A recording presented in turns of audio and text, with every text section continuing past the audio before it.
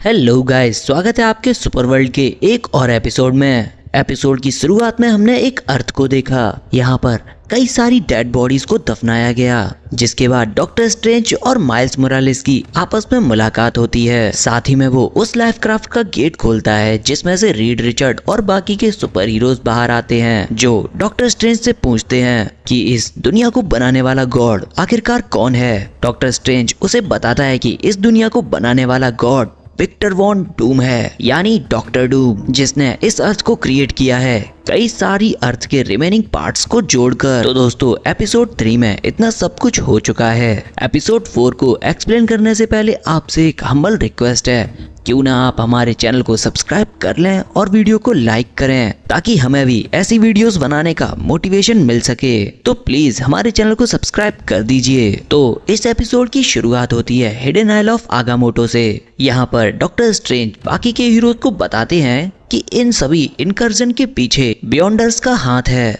ये सब पता होने के बाद डॉक्टर डूम ने अपना खुद का प्लान बनाया। वो चाहता था कि उन बियॉन्डर्स को वो हमेशा के लिए खत्म कर देगा, ताकि ये हो रहे इनकर्जन हमेशा के लिए रुक जाएं। और ये सब बातें डॉक्टर स्ट्रेंज को तब पता चली जब उसने ब्लैक प्रीस्ट को ज्वाइन किया, जिसके बाद डॉक्टर स्ट्रेंज डॉक्टर डूम के साथ मिलकर बियॉन्डर को खत्म करने के लिए उसके घर जाते हैं। जहां पर पहुंचने के बाद डॉक्टर डूम उन सभी बियॉन्डर्स को खत्म कर देता है और उनकी पावर्स को एब्जॉर्ब कर लेता है, जिसकी मदद से उसने इस न्यू वर्ल्ड को क्रिएट किया। एक ऐसा न्यू वर्ल्ड जिसमें मल्टीवर्स के अर्थ के कई सारे हिस्से मौजूद थे, और इसी वजह से इस अर्थ पर कई सारे म्योनिर मौजूद थे और कई सारे थॉर भी वहां पर मौजूद थे। ये बात सुनकर सभी हीरोज परेशान हो जाते हैं। डॉक्टर डूम बताते हैं कि इस प्लेनेट को वो लोग अर्थ नहीं कह सकते, क्योंकि इस वर्ल्ड का नाम है बैटल वर्ल्ड, और जहां का राजा है डॉक्टर डूम। क्योंकि कई सारी अर्थ डिस्ट्रॉय हो जाने के बाद सिर्फ यही एक जगह थी जहां पर इंसान और सुपर हीरोज जिंदा बाकी थे।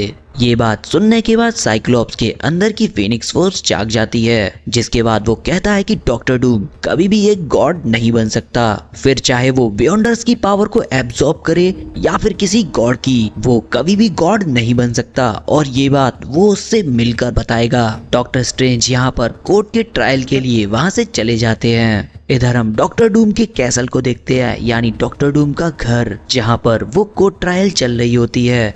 यहाँ पर हम सैनिस्टर को भी देखते हैं, जिसे थॉर्स पकड़ के लेके आए थे। साथ ही में हम यहाँ पर कई सारे बैरन्स को देखते हैं, जो कि बैटल वर्ल्ड के कई सारे किंगडम के राजा थे। उनमें से एक था मिस्टर सैनिस्टर, जिसकी गलतियों की सजा आज उसे सुनाई जानी थी। दरअसल में डॉक्टर स्ट्रेंज ने इस बैटल वर्ल्ड को क्रिएट करने में कई सारी अर्थ का यूज किया, जिसके बाद ये अर्थ सही तरह से काम कर सके, इसलिए उसने कई सारे किंगडम को बनाया और उन किंगडम पर एक एक बैरन को नियुक्त कर दिया, जो उन किंगडम्स की देखभाली करते थे। जिसके बाद कोर्ट की ट्रायल शुरू होती है। यहाँ पर डॉक्टर स्ट्रेंज मिस्टर सैनिस्टर के कामों के बारे में बताने लगता है। वो यहाँ पर बताता है कि मिस्टर सैनिस्टर ने अपने किंगडम में से कई सारी चीजों को दूसरे किंगडम में स्मगल किया है, और इसी वजह से उसे इस कोर्ट में बुलाया गया। लेकिन ये सब सुनने के बाद मिस्टर सैनिस्टर कहता है कि उसने ये सब काम नहीं किए और वो बिल्कुल भी गिल्टी नहीं है। तभी वहाँ पर कैप्टन ब्रिटेन सामने आते हैं, जो किंगडम एवलॉन का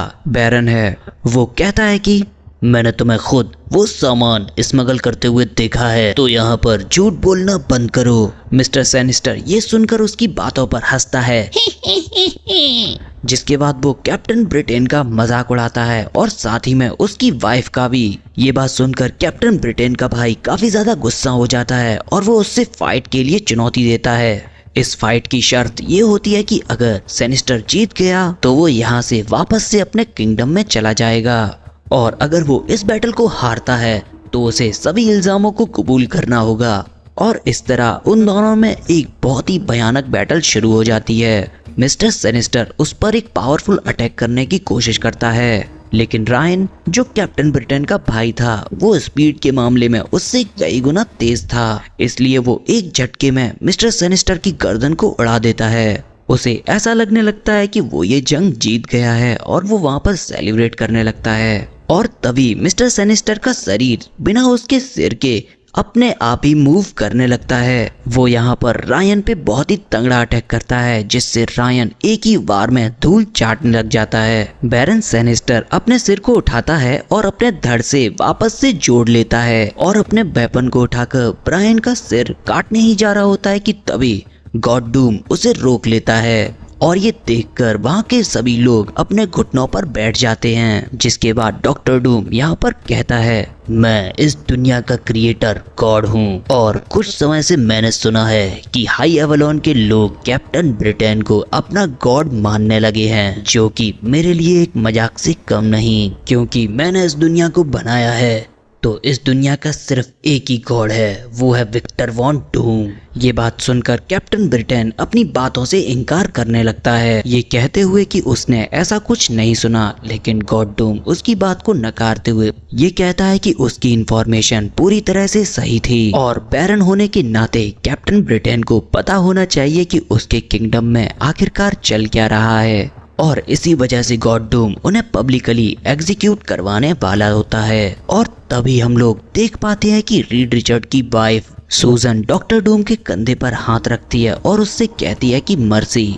और सूजन की बात सुनने के बाद डॉक्टर डूम अपना फैसला सुनाता है। वो ब्रायन को किंगडम एवलॉन का बैरन बना देता है और वहीं कैप्टन ब्रिटेन को शील्ड की सजा दे देता है, जिसके बाद थॉर्स उसे लेकर वहां से गायब हो जाते हैं। दरअसल में डॉक्टर डूम ने इस दुनिया को क्रिएट करने के साथ साथ इस दुनिया पर रहने वाले सभी लोगों की यादों को मिटा दिया था, इसलिए किसी को भी नहीं पता था कि उनके साथ आखिरकार हो क्या रहा है। और इसी चीज का उसने फायदा उठाकर रियलिटी को भी चेंज कर दिया, जैसे उसने रीड रिचर्ड की वाइफ सूजन स्ट्रोम को अपनी वाइफ बना लिया और उसके बच्चों को अपने बच्चों की तरह पालने लगा, जहां उसके बच्चे काफी ज्यादा पावरफुल भी थे। इधर शील्ड पर कैप्टन ब्रिटेन को सजा सुनाने के बाद थॉर्स उसे लेकर एक दीवार के पास लाते हैं, जिसे गॉड डूम ने खुद अपने हाथों से बनाया था। इस दीवार को दरअसल में बनाने का मकसद था दीवार के उस ओर से कोई भी जीव इस तरफ ना आ सके और जिन लोगों को यहाँ की सजा मिलती है उन्हें इस दीवार के उस तरफ के सारे जीवों से लड़ाई लड़नी होगी। जिसके बाद कैप्टन ब्रिटेन को तैयार किया जाता है और उसे अपना आर्मर पहनाया जाता है, जिसके बाद वो उस दीवार से नीचे कूद जाता है। हम देख पाते हैं कि इस जगह पर बहुत सारा अंधेरा है। तभी उस अंधेरे में से एक परछाई सामने आती है, जो कि कोई और नहीं